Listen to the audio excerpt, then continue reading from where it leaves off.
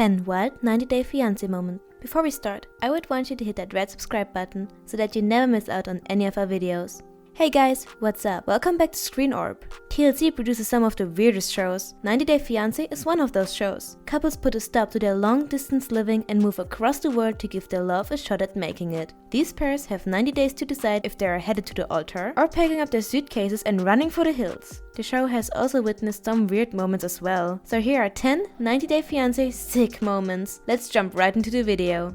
Number 1. Mark makes Nikki feel second to none. When Mark gifted Nikki a new ride to help combat her homesickness, his sweet gesture turned into yet another moment where we simply can't fathom why anyone would ever date this guy. Before Nikki has even a minute to enjoy this lavish gift, Mark lets her know that this car is the exact make and model that his ex-wife used to drive.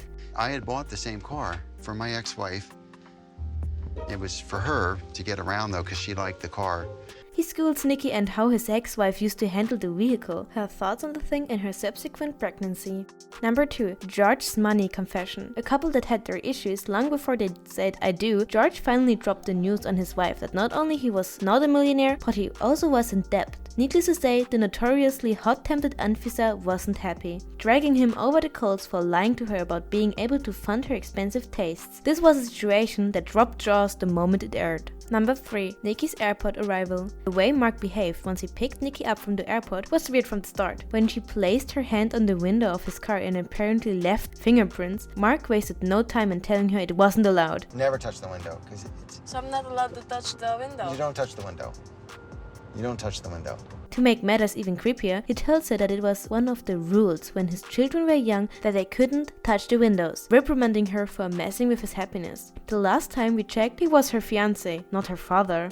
Number 4. Drinking induced awkwardness. During the romantic-ish meal, Darcy clearly drinks her meal out of a bottle and goes in for a fumbly high five from her partner as he is trying to engage in some stimulating conversation. It's about then that he realizes Darcy is 3 sheets to the wind and he becomes irritated and passive-aggressive. Number 5. Do you really love him? When questioned about her feelings for her fiancé Matt, she is brutally honest in saying she's not really sure if she loves him yet, but is still completely okay with marrying him. Obviously blown away and one of the more rational people in the room, Matt's friend tries to coax some reason out of the Ukraine bride-to-be to no avail, with Matt himself and another female friend sitting in silence.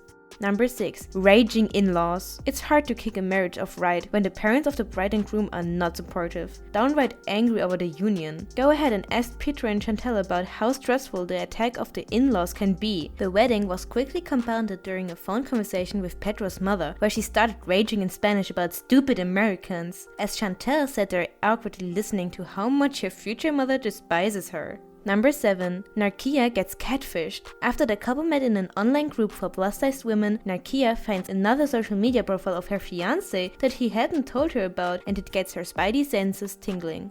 And at that time, he told me he was a Nigerian prince.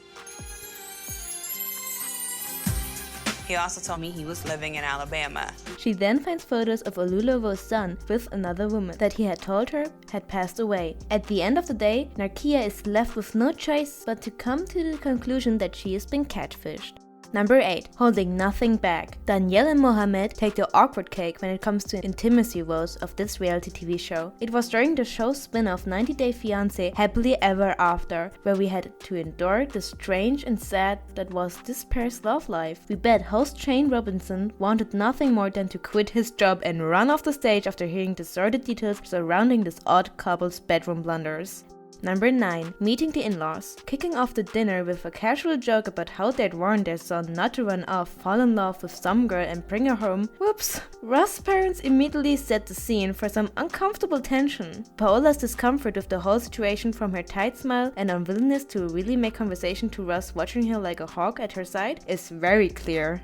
Number 10. Paul Steele's background. Paul decided that he had enough luck in love. He decided to try his hand at international love. Paul had traveled thousands of miles to meet the woman of his dreams, the Brazilian Karen. According to the Kentucky correction websites, one of Paul's formal relationships truly went up in flames after he was convicted of second-degree arson. He revealed to cameras that one of his relationships had ended so badly that he got himself in some serious trouble. This would have sent us running for the hills, but Paul's woman doesn't speak much English, so maybe his criminal past past got lost in translation. This brings us to the end of our video. I hope you enjoyed it. Hit like if you did and don't forget to subscribe to our channel so that you don't miss any of our videos in the future. Also, watch the 2 videos that are on your screen because I'm sure you'll love them. With that, I'll see you in the next video.